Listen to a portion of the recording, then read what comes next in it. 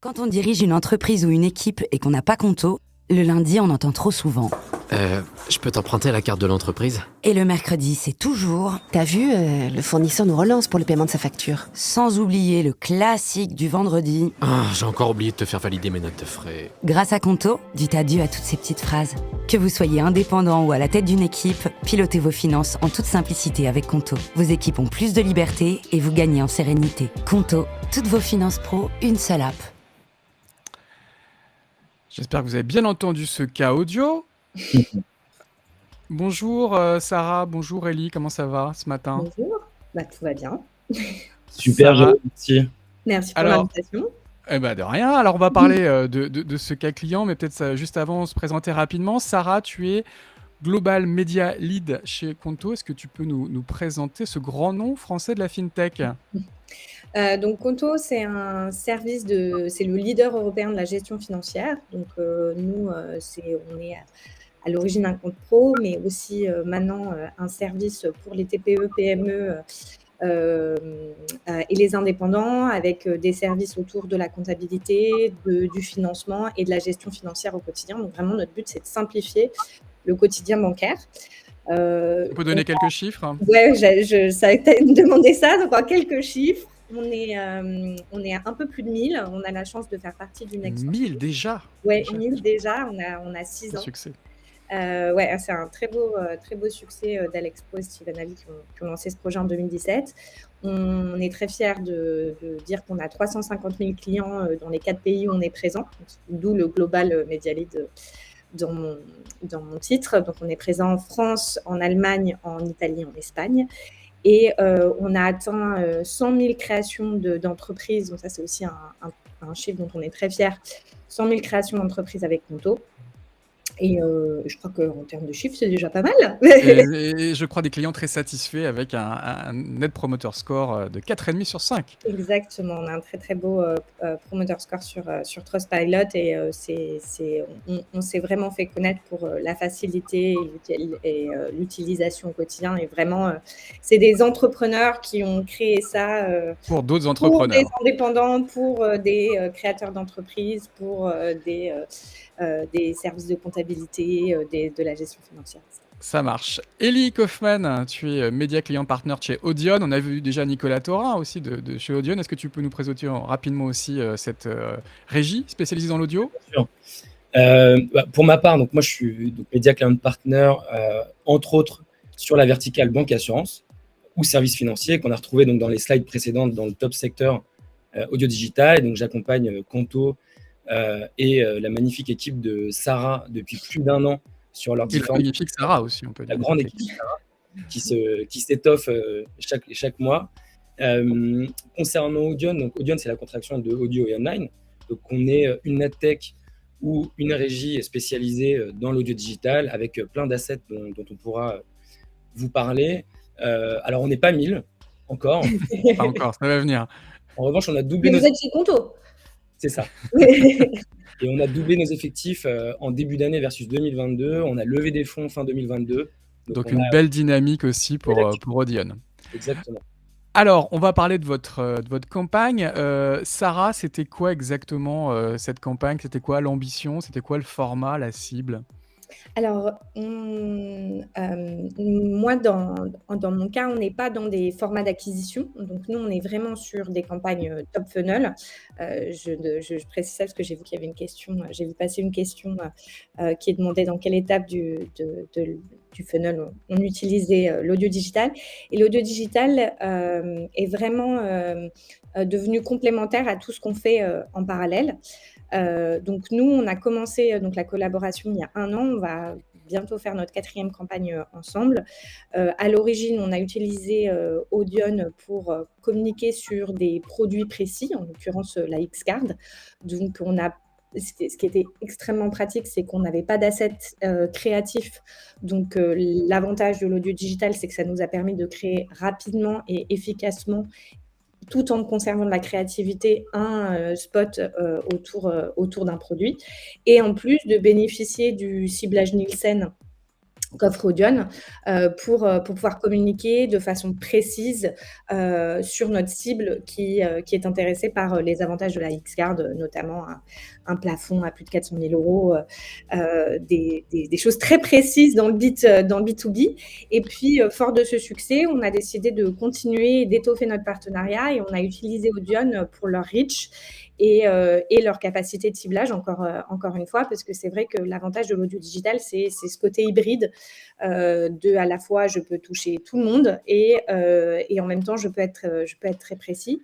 Donc nous, Alors, oui, vas-y. alors on va peut-être rebondir là-dessus avec Ellie, hein. Donc la complexité, c'était à la fois de proposer du reach le plus large possible, mais également des capacités de ciblage pour une cible très particulière qui sont les entrepreneurs et les dirigeants d'entreprises, Ellie.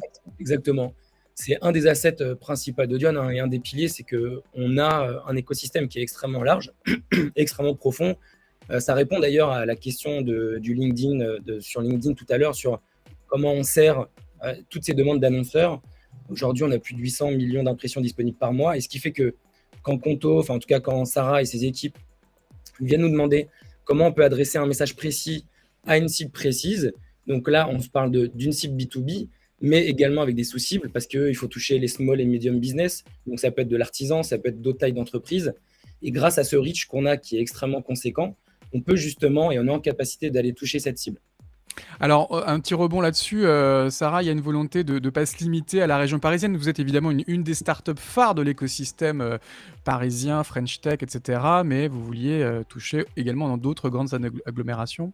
Exactement, c'était pour ça que c'était important d'avoir du reach et de la pénétration. Nous, notre but, c'était, nos clients, ils sont pas du tout qu'à Paris. Alors on a, bien sûr, la plus grosse base client est à Paris de fait, mais faut pas oublier le reste des agglomérations urbaines et toutes les villes de plus de 20 000 habitants.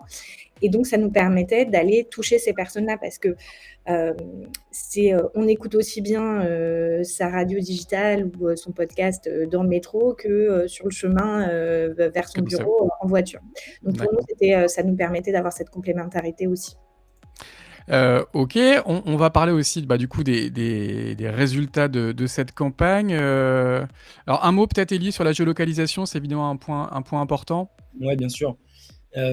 Dans le cadre de cette dernière opération, on ne va pas se parler d'A/B test, mais c'est vrai qu'on est en constante réflexion avec Sarah de comment diffuser, encore une fois, c'est un peu répétitif, mais comment diffuser le message à la bonne personne, mais surtout comment ne pas mener d'attribution auprès d'une cible. Et ça allait justement pour toutes ces agglomérations ou ces villes périurbaines qui sont de moins de 100 000 habitants. Et ça, c'est vrai que notre technologie, elle permet de capitaliser sur certaines zones géographiques sans non plus vampiriser une zone géographique. Donc, quotidiennement, quand on lance ces opérations-là, on fait très attention à ce que ce ne soit pas, par exemple, Paris-Île-de-France, qui prend 80% du budget, mais on ait une linéarisation de notre campagne publicitaire durant 2 semaines, 3 semaines, 4 semaines, et que justement, dans le cas de diffuser ce message à des villes qui sont moins importantes, on a aussi capitalisé sur tout ce qui est moins de 20 000 habitants, ou tout ce qui est agglomération de moins de 100 000 habitants. Et ça, c'était un KPI qui était très important à monitorer chez nous. Alors, on commence à parler de KPI. Oui, Sarah. Je me permets juste de rebondir. Je pense que c'est cette flexibilité-là qu'offre l'audio digital. Ellie a parlé on monitore les performances, on étudie, et comme ça, je pourrais rebondir sur les KPI. On regarde nos KPI à chaque campagne. Et c'est très facile d'améliorer étape par étape. On est en train de préparer la 4e campagne. Elle n'a rien à voir avec les 3 d'avant. Et effectivement, à chaque fois, il y avait assez de flexibilité, d'agilité pour pouvoir justement dire cette fois-ci, on veut cibler un petit peu plus cette cible-là, on veut faire de la surpression dans ces zones-là, avoir des résultats des post-tests pour pouvoir améliorer la façon de diffuser le message. Et là, on le voit sur les performances, hein, plus 26 points en notoriété avec 3 post-tests, donc c'est plutôt des bons chiffres pour vous. Oui, à chaque fois, on a eu des excellents chiffres et on voit vraiment la barre se relever. Je disais aussi quand on a préparé cet entretien, on a un brain tracker par le passé avec YouGov. Et dans notre brain tracker, alors qu'on ne faisait plus de radio nationale et classique, on va dire, on voyait toujours que parmi les gens qui se souvenaient d'avoir entendu parler de Conto, que la radio ressortait, et ce, depuis qu'on faisait l'audio digital. Parce que je pense aussi qu'il y a c'est un peu une zone grise entre les gens qui écoutent la radio de manière traditionnelle, on va dire, en voiture ou sur la bande FM, et ceux qui finalement rattrapent ou écoutent leurs émissions préférées en replay ou en streaming. Et donc effectivement, je pense que c'est très très complémentaire de tout ce qu'on fait, et on le voit dans les résultats. Ellie, justement, un mot de complémentaire sur la partie ROI. Ouais. Il y a un KPI qui est extrêmement important à souligner, c'est que 13 millions d'impressions, on est sur une opération qui est assez massive, 4 millions d'utilisateurs uniques également, c'est assez massif, surtout quand on a une stratégie croisée entre de la géolocalisation et un ciblage data. Il faut savoir qu'une des particularités de l'audio digital aussi, c'est que c'est 13 millions d'impressions à 100% par deux voix. Aujourd'hui, c'est un média qui est exclusif, un média qui propose 100% de par deux voix, il n'y en a presque plus. On le sait très bien, c'est très compliqué, les tunnels sont remplis, on est extrêmement exposé. Donc ça, c'est un KPI très important qu'on surveille aussi auprès de nos partenaires, et notamment Conto, quand ils sont prêts à mener des opérations de cette envergure. Concernant les autres KPI qui sont plus branding, c'est le taux de complétion qui est important aussi à bien mettre en avant sur le digital. On est entre 96 et 99%.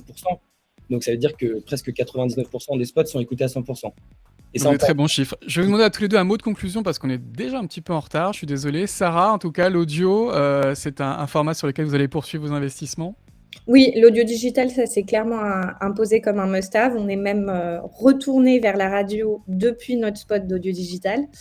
Donc, comme je disais, on est déjà en train de préparer la prochaine campagne. On est déjà en train d'améliorer nos spots. Et ça s'est imposé comme un must-have pour nous. Un must-have aussi avec Audion. Ellie, ça serait quoi le mot de conclusion ? Je peux que être ravi de la conclusion de Sarah, d'une part. Non, mais c'est vrai, on va continuer de travailler ensemble. On n'en a pas parlé en introduction, mais on s'est lancé en Allemagne. Conto s'est également lancé par une acquisition en Allemagne. Donc, il y a plein de choses à suivre. On est un acteur européen et même international maintenant. Donc, voilà, continuons dans ce sens. Et on invite évidemment tout le monde à travailler avec Audion, mais également à se créer un compte sur Conto, parce qu'on a plein d'entrepreneurs qui nous suivent ce matin. Merci beaucoup à tous les deux pour ces témoignages. N'hésitez pas à participer au chat avec nos différents speakers.